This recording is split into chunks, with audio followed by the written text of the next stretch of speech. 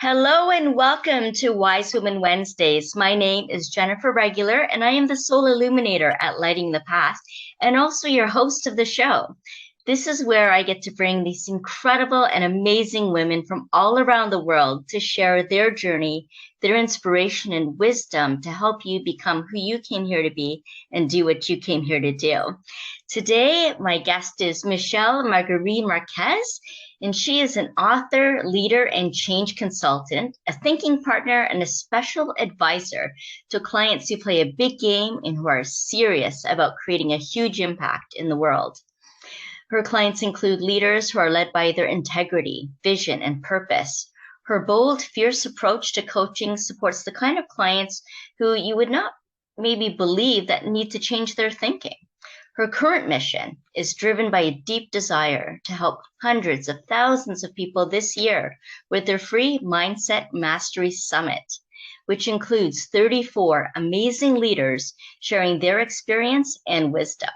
Her personal big picture is to impact 1 billion women around the globe. Her plans include helping to end child marriage and ensure millions of girls are able to continue their education. Her company's transformative mission is starting schools with the primary focus on two things: quality education and reduced inequalities. So this award-winning influential leader, life design consultant, and special advisor to philanthropists, changemakers, pioneers, and rebels, and an ICF certified training coach, joins me today from Barbados to talk about reinventing yourself. Welcome, Michelle. Wow, what a fantastic journey that you've been on, and so much that you're offering to the world. And what an honor it is to have you here with me today. Oh, Jennifer, thank you so much for such an amazing introduction. I was sitting here thinking, wow, this person sounds amazing.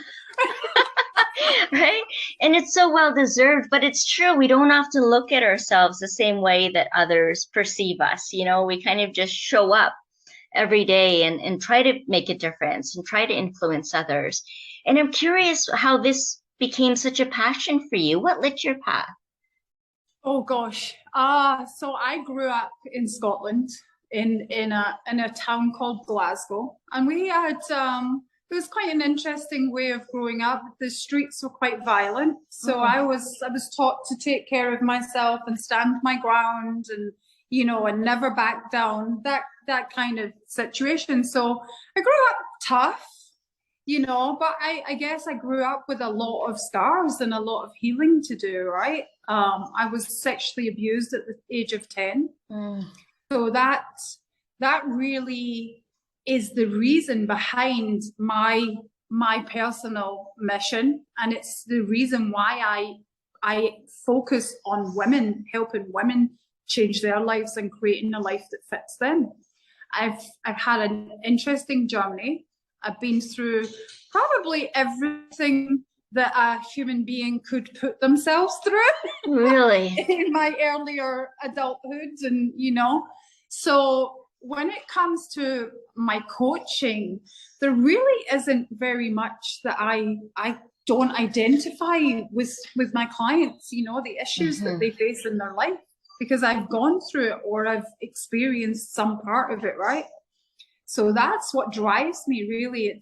I've come through a massive amount of healing, found my way and created a life that fits me, stepped fully into who I am and what I believe I'm here to do. And I absolutely wouldn't live any other way, Jennifer. It's just, when someone changes an aspect of their life, or their whole life for that matter, and you see them bloom, and I always like to say the lights come on behind the eyes. Yes. Right? Yes. What an amazing feeling, right? I mean, there's no better feeling in the world. No, exactly. And that's actually my definition of success, is when I see that sparkle come back in someone's eyes, that's success for me. Yeah. Yes. And having that inspiration. And I love how you said about your journey and how mentally strong you become, having to endure all of that, and that you've experienced all of that. And when you are exposed to the people that you serve in your coaching practice, there isn't anything maybe that hasn't touched your life in some way. And I find it very true that we can only take people as far as we've come. And you've come so far, and I'm sure that you're doing that for hundreds and thousands of others too because of that. Yeah. And really live on purpose. Mm-hmm. Yeah, on purpose, and being who they were put on this earth to be, right? Mm-hmm. I find that there's so many people, especially women, who are really fearful of stepping into the power that's within them, because each and every single one of us has power inside us, right? And I find that women have 3 core shadow beliefs. I'm not worthy, I'm not good enough, and I'm not lovable. Right? And that, for me, breaking past that block and those kinds of beliefs and seeing potential in someone that they often don't see for themselves, right, is, it's just incredible. Absolutely incredible. Everyone should be a coach, because you guys, you don't know what we get to experience, right? It's true. In previous roles, I was a counselor of many different sorts, working with many different populations. And then, of course, having my own experience as well. Both sides of the desk, we would call it sometimes. We've been on both ends. And I got tired of working the role-to-role way of relating and being constricted in the systems and the organizations that don't really support growth, but support people the best they can to just continue to survive, And I really need to move beyond that, and really wanted to help inspire and empower people, but from a soul-centered approach. So meeting people soul to soul. And like you say, you're seeing that light come back in their eyes. That's what you get to experience as a coach when you're with someone heart to heart and being fully present with them and being able to experience the transformation that happens within that presence when you're with someone, allowing them to be seen and heard and understood, and being able to share, and then having that soul to soul approach, you get to help people tap into their spiritual sovereignty, which I find is the best way to reclaim, so that you can override imposter syndrome or any self-doubt or judgment, because you see yourself already as having everything you need and what's perfect, and focusing on more what's strong rather than what's wrong, which is what sounds like helped you survive and thrive for all that you had gone through. Is that right? Yeah, I've become very, very good at taking the dark chapters of my life and turning it into fuel for me to thrive and move forward, and also helping other people turn that into fuel to move forward. Like you say, it's a soul to soul level, right? It's when, we go deep. In my coaching practice, we go deep with my clients. You become actually quite what's the word I'm looking for? Intensely, almost intimately involved in their life. It's an honor to go through that journey. Absolutely.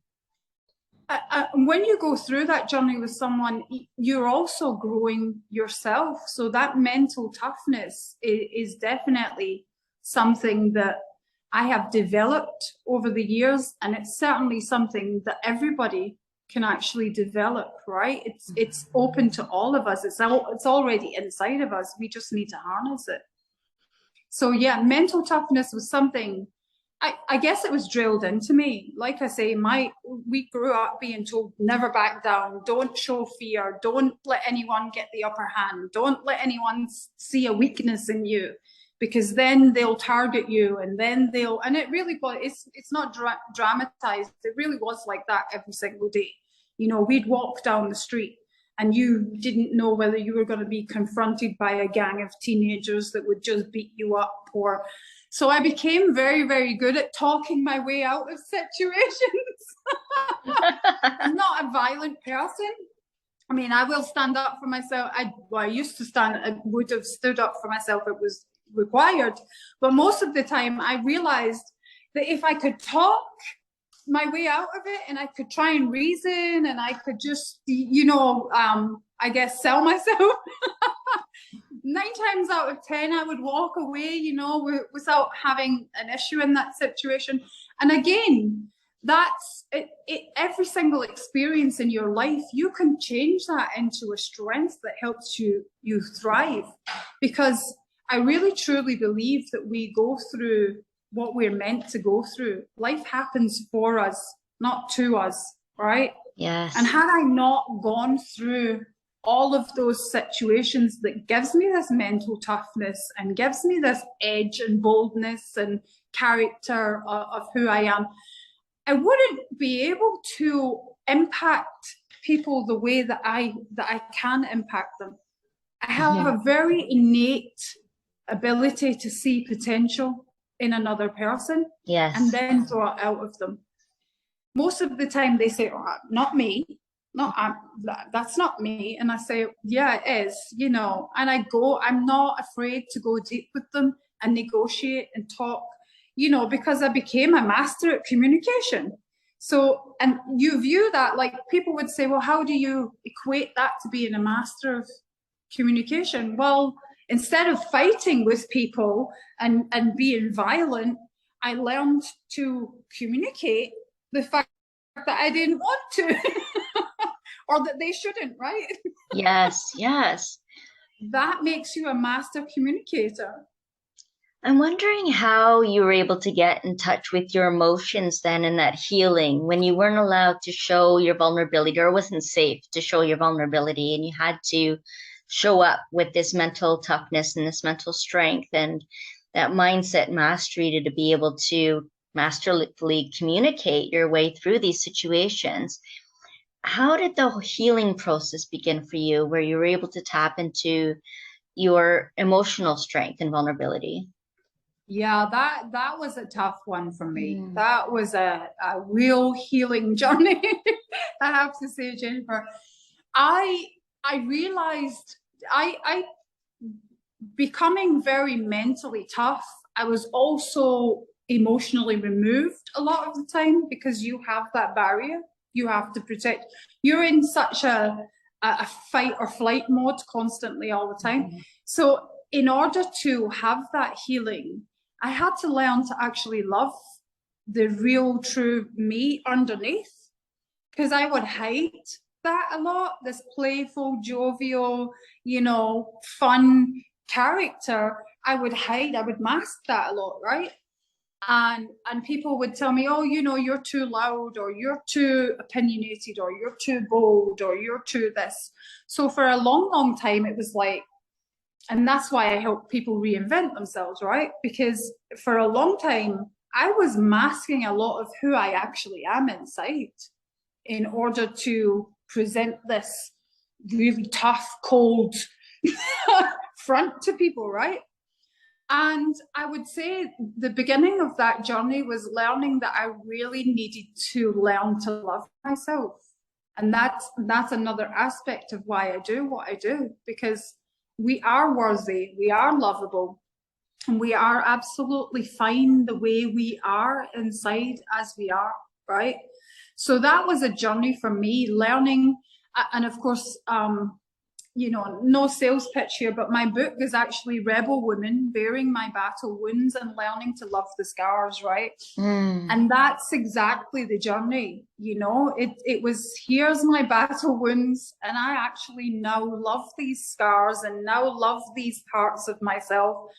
And it was kind of like just saying to that inner child, I love you as you are. You don't need to protect me anymore. You don't need to be this fierce side. You can go to sleep. You can, I can take over now. This is all good. I got it, right? And that became a real beautiful journey of actually expressing myself fully without the fear of what people thought of my boldness or my loudness or whatever the case might be, and really being true to who I am.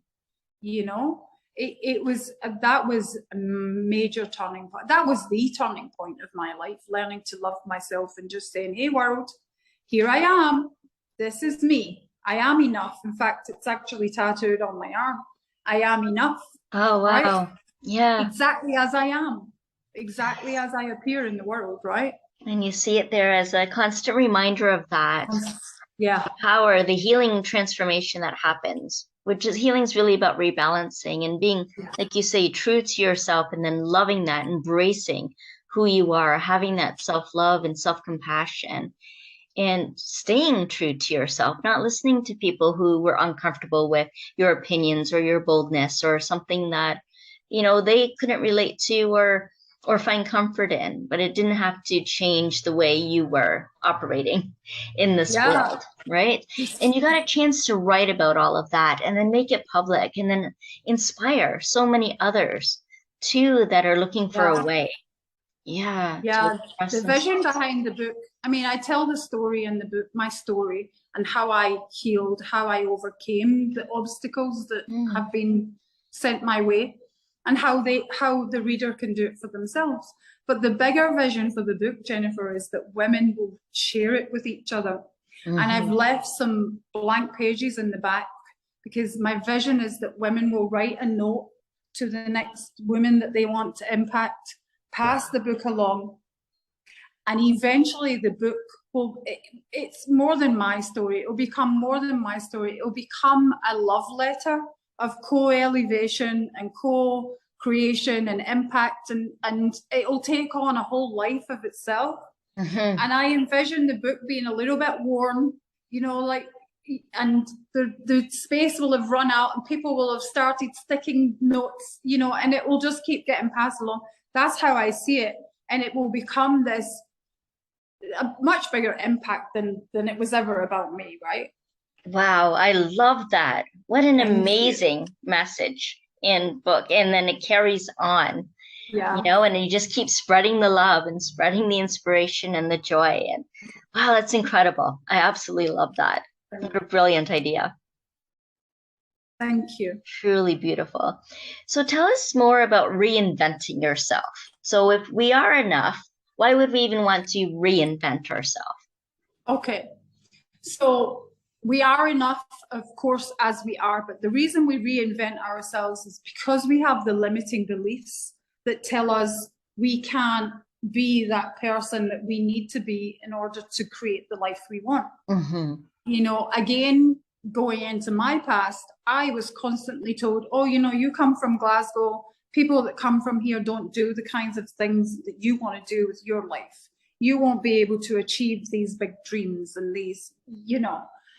And luckily for me, I always knew there was something more, even though inside me, even though I hadn't identified it yet and I hadn't really quite got my head around it, I knew that there was something there. But for a lot of people, they don't, right? They haven't identified that there's that gift inside of them. So the reason they reinvent themselves is they would decide the life they want to live, right? They have a vision for the life that they want to live, that fits them, that is the way they want their life to be, and then look at who they need to identify themselves as in order to create that.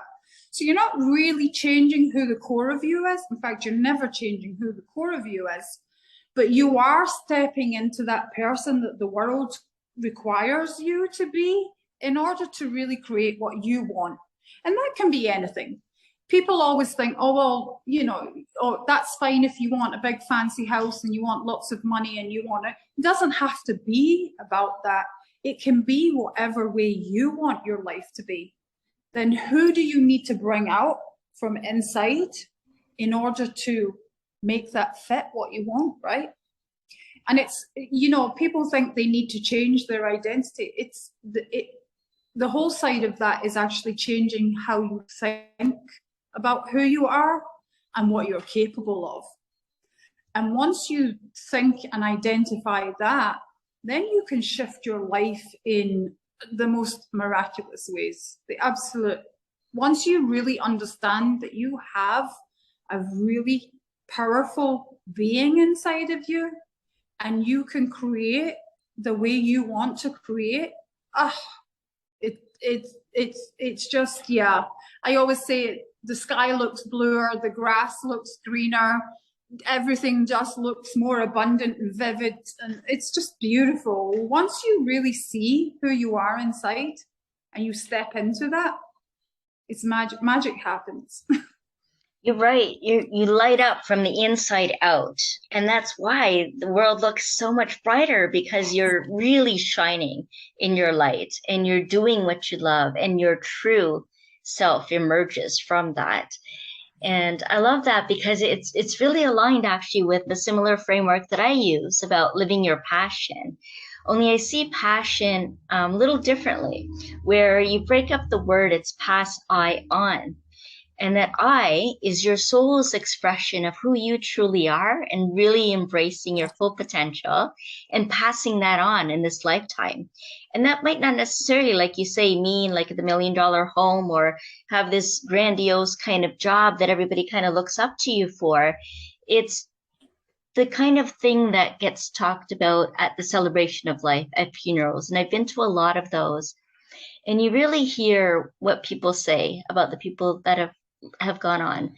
And it's really touching to know, what they remember about the relationship, for example, or the special meal that they cooked, or, there was something about them that you just know them for. That's how you remember them. That's their spiritual energy, their soul's essence.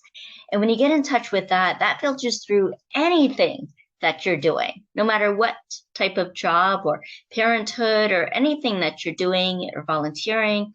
It comes through that way when you get really in touch with yourself. And I loved when you spoke to Michelle about your capabilities, what you're capable of. Because the more we can tap into what you're capable of, then you build the capacity for being able to thrive and take in more of life and more to experience as we master this human experience that we came here to have, right? Yeah. And Jennifer, you're absolutely right. You touched on the exact point there. The more we gain the capacity, right? Because the more you push yourself just a tad outside, and it doesn't have to be a huge amount outside your comfort zone, 1%, 2%, 3%, right? Mm-hmm. Outside, the more you grow, the more you gain confidence, the more you get capacity. And it's actually quite extraordinary how much we're capable of. Yes. Once we just start going that little bit into discomfort, I always tell my clients, you get comfortable with being uncomfortable, right? Yes, absolutely. You do. Yeah. And little by little, like you say, it doesn't have to be a gigantic leap unless you're ready to do that. Power to you.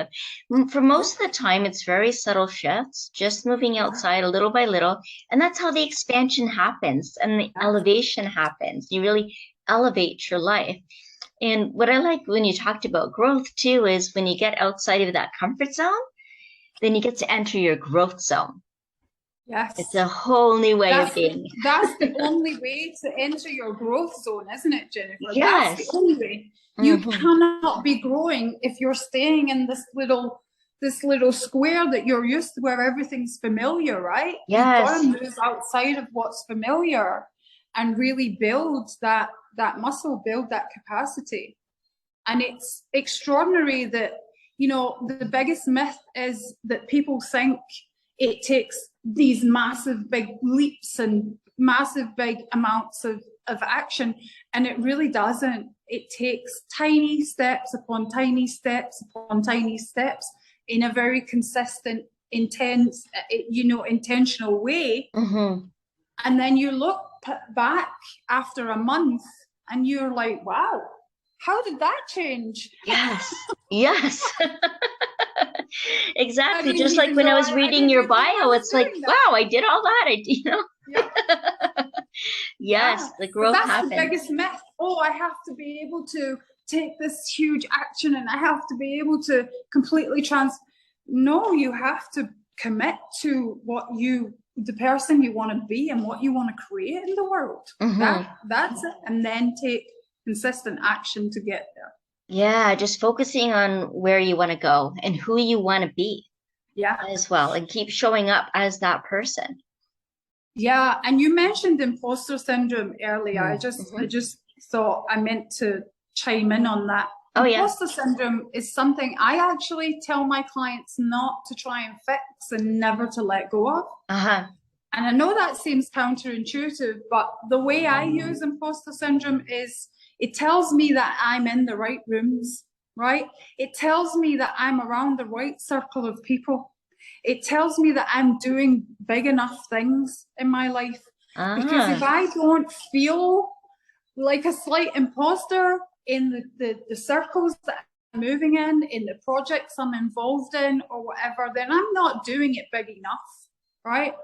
If I'm the most intelligent or most interesting person in the room, yeah, then I ought to be an imposter, right? I So love that. the Yes. way I teach my clients is to harness imposter syndrome, not fix Mm-hmm. it. Uh-huh. Again, it goes back to harnessing the dark chapters, using everything as fuel. I really Yes. focus on using it as fuel. When you're nervous to go into a situation or you're slight, first of all, it means it's important. And secondly, it's keeping you just outside that comfort zone all Yes. the time. Mm. You can go in rooms with wealthier people, people that are more intelligent than you, people that are doing bigger things than you, and that is fantastic. That is the best place to live, Yes. actually. Yes, and that makes so much sense because it even coincides with the law of physics. As we gain momentum, there's resistance. Yeah. So quite often when we are moving ahead and we're exactly where we need to be, we might notice some pushback, right? Some resistance, some self-doubt or so-called imposter syndrome show up because we are moving in the right direction. And it's such an Desire is on the other side of fear. Yes, That's there you how go. I always put it. Desire is on the other side of fear. And your brain doesn't know the difference, actually. In neuroscience, your brain, we could be nervous about something, we can be excited about it, right? Yes. We still feel the butterflies in our stomach. We still get short of breath. We still kind of panic and clench up. It's exactly the same, right?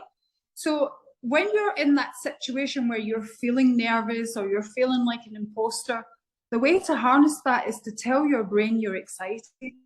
I am so excited to go out and speak on this stage. I'm so excited to go and meet these other more accomplished people than me. I'm so excited. You know, I can't wait to have this meeting. I can't wait. Because you're, again, like I say, your brain doesn't know the difference whether you're afraid or excited.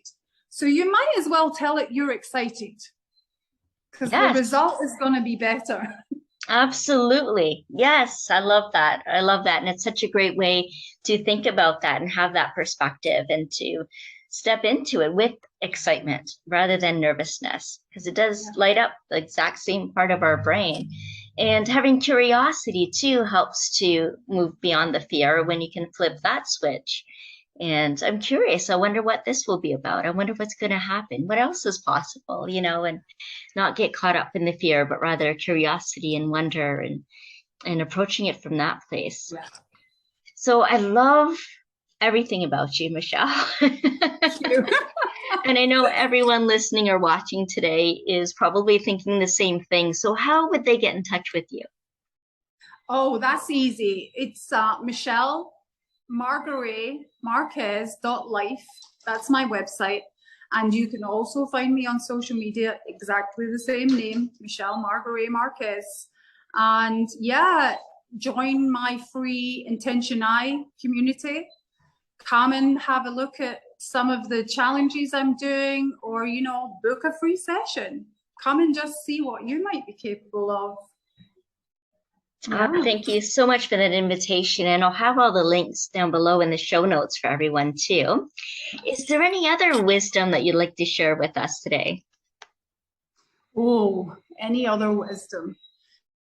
I would say just, to anyone who wants to really step into a fuller version of them, learn to just really trust that you are the person that is capable of anything you put your mind to. Absolutely anything you put your mind to, you can achieve it for sure. And just believe in yourself, and no matter what anyone else tells you, just keep going, one tiny step upon one tiny step upon one tiny step, and you'll eventually get there. Yes, just be willing to take that next step. Wonderful. Thank you so very much, Michelle. It's been an absolute honor and delight having you here today. Thank you so much for having me. I've loved this conversation. I could talk to you all day, Jennifer. Oh, I know. Absolutely. And we may just have you on again. Yes. And I also want to thank each and every one of you that have been listening and watching with us today and joining us in the conversation. You can too share your comments below. We'd love to hear from you. And we will see you again next time on Wise Women Wednesdays. Bye for now.